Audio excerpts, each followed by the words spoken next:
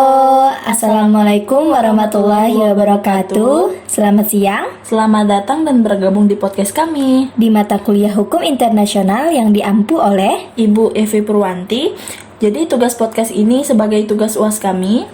Sebelum itu kita perkenalan dulu ya. Jadi nama saya Lutfia Azahra. Nama saya Nur Azumi. Kita berdua adalah mahasiswa hubungan internasional yang sekarang sudah ada di semester 2. Bener banget. Apa aja sih Lutfia yang bakalan kita bahas di podcast kali ini?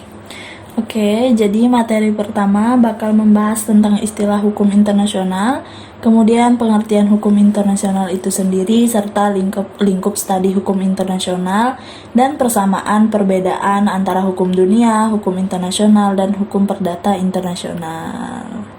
Nah, jadi aku bakalan bahas materi yang pertama nih, yaitu istilah hukum internasional. Terkait istilah hukum internasional, sebenarnya telah beberapa kali mengalami perubahan dan perkembangan sebelum muncul istilah hukum internasional terlebih dahulu. Masyarakat menyebutnya dengan hukum bangsa-bangsa atau Law of Nations. Istilah ini berasal dari bahasa Romawi, yakni Ius Gentium, yang berarti bahwa hukum yang berlaku di antara bangsa-bangsa serta kaidah asas hukum yang mengatur hubungan di antara orang Romawi dengan bukan Romawi dan di antara orang bukan Romawi itu sendiri. Selanjutnya, istilah hukum bangsa-bangsa kemudian berubah menjadi hukum antar negara atau Instaglaw. Hal ini terjadi karena perkembangan hukum internasional itu sendiri yang ditandai dengan munculnya negara-negara modern yang berdaulat, yang melepaskan diri atau tidak termasuk dalam kekuasaan Romawi. Jika pada masa hukum bangsa-bangsa subjeknya adalah bangsa, maka pada masa ini subjek hukum internasional telah berubah menjadi negara. Oh iya, aku juga mau nambahin nih bahwa hukum internasional atau international law itu juga merupakan istilah yang pertama kali diperkenalkan oleh Jeremy Bentham. Nah, hukum internasional ini mencakup seluruh hal yang melintasi batas wilayah suatu negara dan berlaku di antara seluruh subjek hukum internasional. Siapa saja yang termasuk dalam subjek hukum inter pada saat ini. Nah, jadi terdapat 6 subjek hukum internasional yang pada saat ini negara sebagai subjek utama, kemudian ada Tahta Suci Vatikan, Palang Merah Internasional, dan IC Organisasi Internasional dalam arti terbatas serta pemberontak. Wah, baru bahas istilah nih udah sangat menarik ya. Nah, iya benar banget. Kira-kira Azumi bisa nggak jelasin nih pada audiens tentang 6 subjek ini gitu? Bisa banget dong. Aku jelasin ya tentang 6 subjek hukum internasional. Yang pertama ada negara. Negara merupakan subjek hukum paling utama karena negara dapat mengadakan hubungan-hubungan hukum internasional dalam segala bidang kehidupan masyarakat, baik dengan sesama negara maupun dengan subjek hukum internasional yang lain. Hal ini menyebabkan negara menjadi subjek hukum dengan hak dan kewajiban yang paling luas. Kemudian yang kedua nih, ada Tahta Suci Vatikan. Vatikan juga diakui sebagai subjek hukum internasional karena alasan sejarah. Tahta Suci atau Vatikan yang berpusat di Roma, Italia, memiliki catatan sejarah yang cukup panjang. Vatikan diakui sebagai subjek hukum internasional berdasarkan Traktat Lateran pada 11 Februari 1929 antara Italia dan Tahta Suci mengenai penyerahan sebidang tanah di Roma yang menjadi wilayah Vatikan sekarang. Selanjutnya nih, ada Palang Merah Internasional. Kenapa sih Palang Merah Internasional bisa jadi subjek hukum yang penting? Kenapa? Ya, karena merupakan salah satu jenis organisasi internasional. Oh, gitu. Iya, namun karena faktor sejarah, keberadaan Palang Merah Internasional dalam hubungan dan hukum internasional menjadi sangat strategis. Walaupun merupakan organisasi internasional non-pemerintah, negara-negara maupun organisasi-organisasi internasional sudah mengakui kedudukan Palang Merah Internasional sebagai subjek hukum internasional yang mandiri. Next, ada IC Organisasi Internasional. Pada hakikatnya, berdirinya organisasi internasional didorong oleh keinginan untuk meningkatkan dan mengembangkan kerjasama internasional secara permanen demi mencapai tujuan bersama. Perkembangan organisasi internasional yang semakin pesat memberi dampak positif bagi perkembangan masyarakat dan hukum internasional. Selain memberikan corak baru dalam hukum internasional, organisasi internasional juga melahirkan kaidah-kaidah hukum internasional yang berlaku internal di dalam negara-negara anggotanya. Yang kelima ada individu Individu merupakan subjek hukum internasional jika dalam tindakan yang dilakukannya memperoleh penilaian positif dan negatif sesuai kehidupan masyarakat dunia. Hal ini diperkuat dengan Deklarasi Universal tentang Hak Asasi Manusia pada 10 Desember 1948 yang kemudian diikuti beberapa konvensi hak asasi manusia setelahnya. Dan yang terakhir ada pemberontak. Teman-teman, pemberontak atau disebut kaum beligeransi muncul sebagai akibat dari masalah dalam negeri suatu negara berdaulat. Misalnya nih, pemberontakan bersenjata terhadap pemerintah yang dilakukan di dalam suatu negara. Meski penyelesaian masalah ini menjadi urusan negara yang bersangkutan, namun pemberontakan tersebut dapat berkembang dan meluas ke negara-negara lain. Pemberontakan yang awalnya merupakan masalah dalam negeri juga dapat menciptakan implikasi internasional. Wah, detail banget ya penjelasan dari Azumi. Ya, selanjutnya nih Vi, kita bakalan bahas materi pengertian hukum internasional nih. Nah, sebelum bahas lebih lanjut, saya mau tanya dulu nih ke Lutfia. Menurut Lutfia, pengertian hukum internasional itu apa sih? Aku tahu dong pengertiannya. Jadi kalau menurut buku-buku yang udah pernah aku baca, secara keseluruhan hukum internasional ini berarti merujuk pada kumpulan aturan dan prinsip yang mengatur hubungan antar negara-negara serta entitas-entitas hukum internasional lainnya di dalam sistem hukum internasional. Juga hukum ini mencakup norma-norma yang mengatur hak dan kewajiban negara-negara dalam berbagai bidang termasuk perdamaian dan keamanan internasional, hak asasi manusia, perdagangan internasional, penggunaan kekuatan militer, lingkungan, dan masih banyak lagi. Nah, terus kalau definisi hukum internasional menurut Azumi itu gimana sih? Nah, menurut aku gak perlu dijelasin lagi ya, karena kurang lebih sama kayak yang kamu jelasin tadi, yang mana hubungan internasional merupakan aturan yang mengatur hubungan antar negara-negara ya, pastinya. Nah, jawaban Lutfiah tadi sudah sangat tepat untuk menjelaskan apa sih pengertian hukum internasional itu. Oh ya, jelas dong. Jadi ya intinya secara keseluruhan hukum internasional inilah yang mengatur perilaku negara-negara. Nah, selanjutnya nih, Azumi tahu nggak di dalam lingkungan studi hukum internasional, hubungan antara hukum internasional dan nasional ini terbagi di dalam dua teori, yaitu monisme dan dualisme. Nah, teori monisme ini mengatakan bahwa hukum internasional dan nasional ini tuh berada dalam satu sistem hukum yang sama.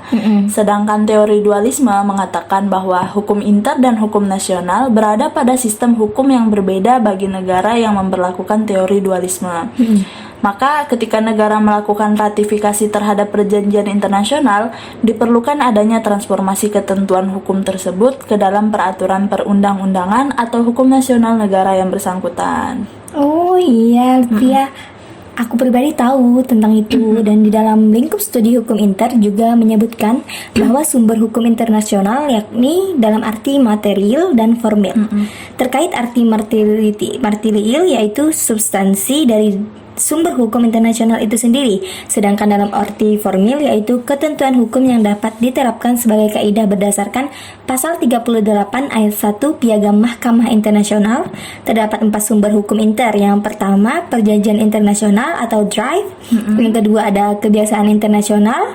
Yang ketiga, prinsip hukum umum. Dan yang keempat atau terakhir yaitu keputusan pengadilan dan doktrin ahli hukum. Nah, benar banget tuh Azumi.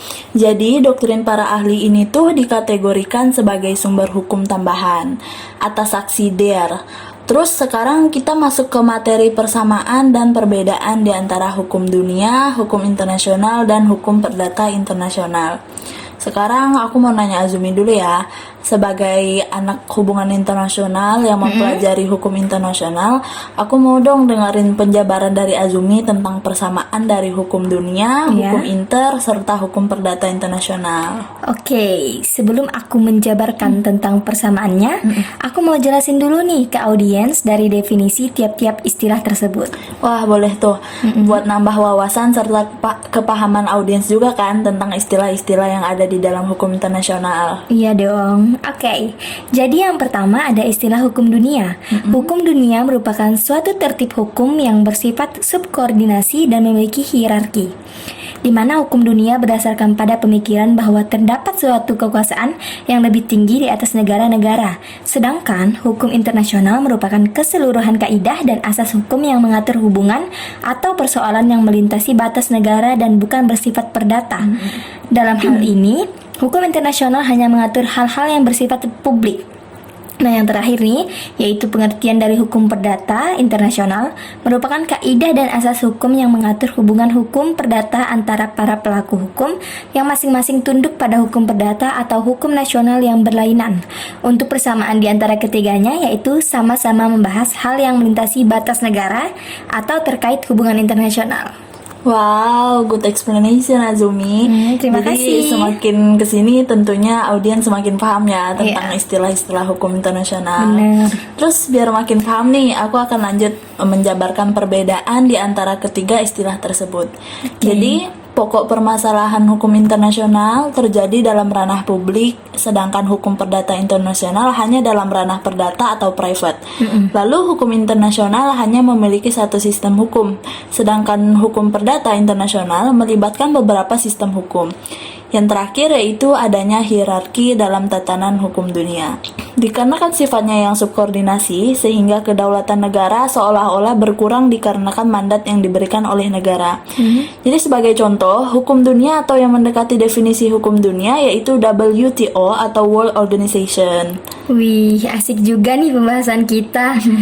Tapi tahu nggak sih Lutfiah, bicarain sesuatu yang terjadi di masa lampau lebih asik loh.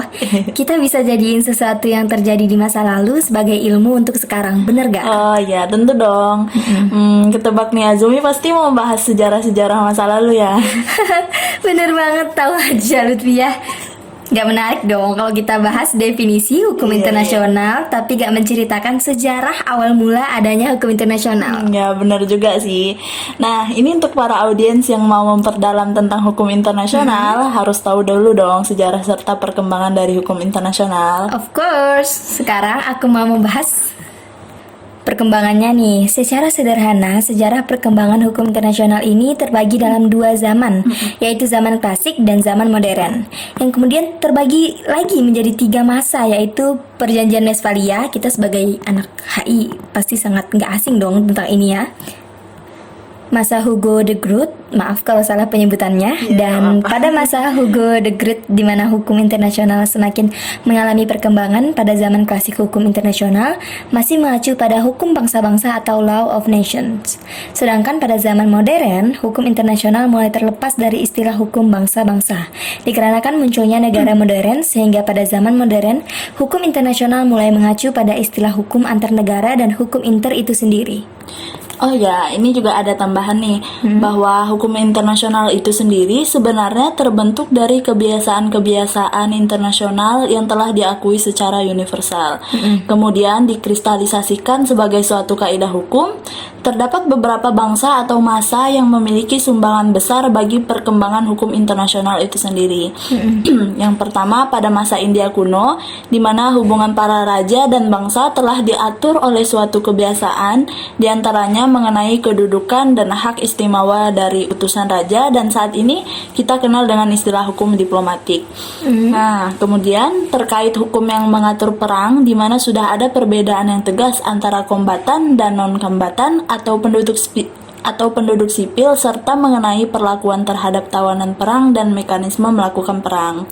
Selanjutnya, perkembangan dari kebudayaan Yahudi. Pada masa ini memberikan sumbangsi terkait perjanjian untuk memperlakukan orang asing dan tata cara melakukan perang.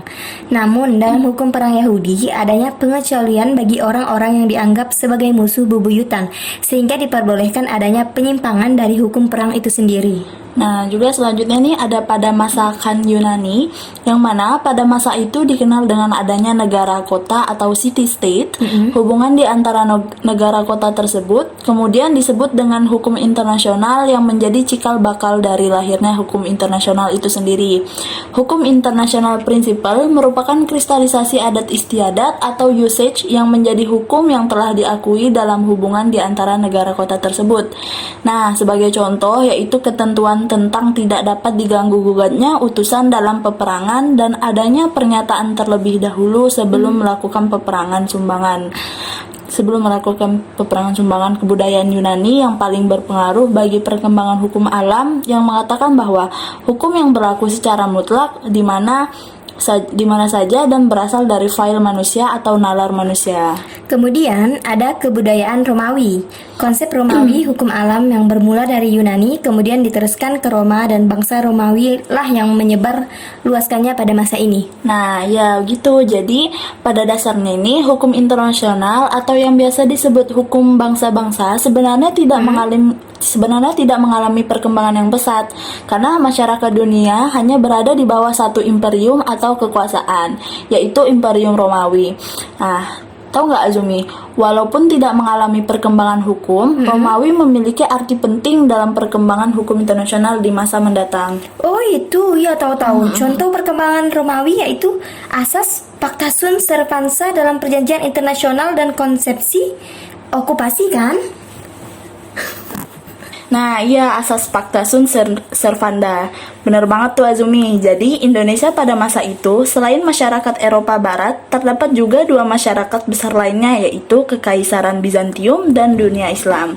Nah, praktik diplomasi yang dilakukan oleh Kekaisaran Bizantium pada saat itu memiliki sumbangan besar terhadap perkembangan hukum internasional. Sedangkan dalam dunia Islam, sumbangsi terbesarnya di dalam hukum internasional yaitu terkait bidang hukum perang untuk abad pertengahan, yaitu terjadi sekitar abad ke-15 dan ke-16 yang dapat dikategorikan sebagai masa pencerahan. Lalu, hal yang menjadi perhatian utama abad ke-16 yaitu para ahli hukum mulai memperhitungkan perkembangan dari hukum internasional itu sendiri.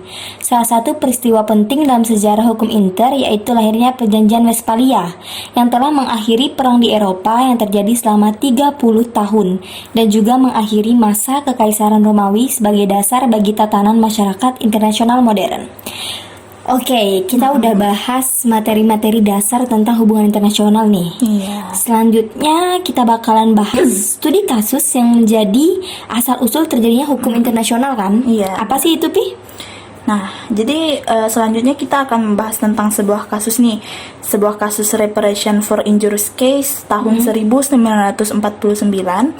Pada abad 19, negara kan masih merupakan aktor pertama dalam setiap hubungan internasional, khususnya dalam hukum internasional. Nah, dari sinilah para analis kebijakan luar negeri seringkali menyampingkan aktor non-negara dalam setiap kajiannya. Reparation for injuries case ini yang melahirkan penegasan terhadap personalitas yuridik organisasi internasional. Oh gitu ya Lutfi ya. Iya. Nah, untuk ringkasan kasusnya gimana sih itu Lutfi ya? Nah, jadi gini, pada tahun 1948, tepatnya tanggal 17 September, seorang mediator PBB bernama Count Volker Bernadotte dan ajudannya, Kolonel Serot, terbunuh dalam perjalanan dinas ke Yerusalem. Mereka dibunuh oleh anggota dari kelompok Lehi, yang terkadang disebut dengan Stern Gang. Kelompok ini merupakan organisasi radikal Zionis yang telah melakukan beberapa serangan terhadap warga Inggris dan Arab.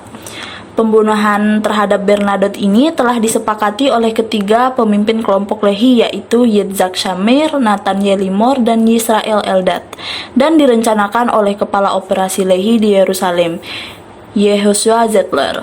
Nah, 4 orang yang dipimpin oleh Mesulam MacOver kemudian menyerang kendaraan yang ditumpangi oleh Bernadotte, dan salah satu di antara mereka yaitu Yehoshua Cohen menembak Bernadotte. Nah, setelah Bernadotte ditembaki itu apa sih Pi yang terjadi? Nah, terus setelah adanya penembakan tersebut, PBB tuh melakukan pelaporan kepada ICJ atas kasus tersebut. Sekjen PBB mempersiapkan memorandum dan disampaikan pada sidang Majelis Umum PBB pada tahun 1948. Terlepas dari analisis mendalam secara mendetail mengenai kasus ini, hal ini tuh telah membawa suatu perubahan yang besar terhadap organisasi internasional. Keputusan ICJ yang menetapkan bahwa PBB dan organisasi internasional lainnya memiliki personalitas yuridik telah menjadikan kedudukan organisasi internasional menjadi lebih kuat sebagai subjek-subjek hukum internasional, sehingga memiliki hak-hak sebagai subjek hukum internasional. Oh gitu ya. Jadi pada intinya kedudukan organisasi internasional sebagai subjek hukum internasional sekarang udah tidak lagi dapat dikesampingkan ya. Dengan adanya reparation for injuries case, organisasi internasional mempunyai personalitas yuridik yang tidak berbeda dengan negara lain. Nah iya benar banget, jadi kesimpulannya tuh begitu Azumi. Menarik ya Vi pembahasan di hukum internasional kali ini. Oh iya jelas dong, menarik banget. Ada yang lebih menarik tau Vi? Apa tuh Azumi? Ada cabang dari hukum internasional loh, yaitu hukum humaniter dan hak asasi manusia. Oh gitu. Apa aja sih asas dan prinsip yang ada? Bibi. Oh gitu ya Azumi. Jadi apa aja sih asas dan prinsip yang ada di dalam hukum humaniter itu Mi? Jadi, di dalam hukum humaniter itu ada asas kepentingan militer, asas kemanusiaan, terus juga ada prinsip perbedaan, terus juga ada rule of engagement atau ROE. Nah, untuk tujuan hukum humaniter itu sendiri tuh ya, untuk perlindungan terhadap kombatan maupun penduduk sipil dari penderitaan yang tidak perlu. Kedua, untuk menjamin hak asasi manusia yang sangat fundamental bagi mereka yang jatuh ke tangan musuh, serta mencegah dilakukannya perang secara keham tanpa mengenal batas. Oh iya, aku juga ada sih mempelajari tentang hukum humaniter dan hak asasi manusia. Jadi hak asasi manusia ini membahas tentang individu secara luas kan, sedangkan hukum humaniter ini berlaku pada saat perang saja. Dan implementasi dari hukum humaniter ini yaitu perbaikan atau ganti rugi pada korban. Iya, bener banget tuh Litvia. Jadi kesimpulan dari yang aku pelajari itu bahwa hukum-hukum humaniter dan hak asasi manusia adalah berbeda. Namun dua ini saling berkorelasi, sama-sama saling mengisi sejalan revisi dari kedua hukum tersebut. Oke, aku bakalan kasih kesimpulan dari pembahasan kita kali ini. Jadi kita tadi udah banyak banget bahas materi-materi, kasus-kasus ya kan, dan yang terbaru juga apa tadi Pi? Hukum humaniter sebagai cabang dari hukum internasional. Bener banget. Jadi kita bakalan kasih kesimpulan yaitu belajar hukum internasional itu sangat seru dan menarik. Dari kita bahas istilah, pengertian dan lain-lainnya tadi itu menurut aku suatu hal yang benar-benar menarik, dan dari pembahasan tadi aku banyak belajar banget. Salah satunya itu aku tertarik dengan istilah tadi ya yang kita bahas Pi. Itu aku sangat tertarik dengan yang bangsa-bangsa Romawi atau itu. Nah itu benar-benar menurut aku sangat menarik, dan aku paling suka, favorit part aku dari pembahasan yang kita bahas tadi banyak banget, itu aku paling suka kita bahas reparation for injuries case, karena menurut aku kasus itu sangat-sangat wow, sampai bisa membuat organisasi itu diakui ya kan ya Pi? Iya. Dari diksinya iya. Itu menurut aku salah satu hal yang hebat sih belajar hukum internasional itu. Dan menurut aku pribadi ya untuk dipelajari cukup sulit. Tapi jika kita paham dan mau mengerti dari awal asal usul dan materi-materi tadi yang udah kita jabarkan, menurut aku itu sangat menyenangkan sih belajar hukum internasional ini. Nah, menurut Vivi sendiri, kesimpulan yang dapat diambil dari podcast kita kali ini tuh apa sih? Oh, dan juga aku mau nambahin pendapat kamu Pi tentang gimana sih belajar hukum internasional? Apakah seru atau kamu merasa terbebani atau bagaimana gitu? Ya kesimpulannya, jadi menurut aku nih pelajarin hukum internasional ini luas banget sih pembahasannya. Bahkan apa yang udah kita jelasin di podcast kali ini tuh cuma mencakup sedikit bagian dari hukum internasional. Banyak banget referensi yang bisa teman cari untuk mempelajari lebih dalam tentang hukum internasional. Bener Apalagi buat teman-teman nih yang mau masuk ke dalam dunia kerja tentang hukum atau jadi jaksa gitu, atau yang mau kerja di luar negeri di bagian ICJ gitu. Kita juga bisa membaca pasal-pasal yang mengatur hukum dunia untuk tahu gimana sih cara kerja sanksi-sanksi bagi negara yang melanggar aturan gitu. Dan mempelajari hukum internasional nih menurut aku keren banget sih, karena cakupannya tuh luas banget. Jadi kita bisa tahu apa aja sih sanksi-sanksi buat negara-negara yang udah melanggar, dan bagi aku emang bener banget sih dari Azumi tentang kasus yang udah kita bahas tentang reparation for injuries case itu, karena itu tuh beneran suatu yang membawa perubahan besar banget bagi bagi hukum internasional, karena organisasi jadi diangkat untuk menjadi bagian dari aktor utama gitu di dalam hukum internasional, bukan hanya negara lagi gitu. Menarik banget kan? Iya. Oke, menurut kita berdua belajar hukum internasional itu seru dan keren ya. Kita merasa menjadi iya bener banget, kita ngerasa keren dan Iya. pas tahu tentang itu semua tuh kayak berwawasan luas gitu. Dan Keren banget nambah pengetahuan kita juga gitu. Bener.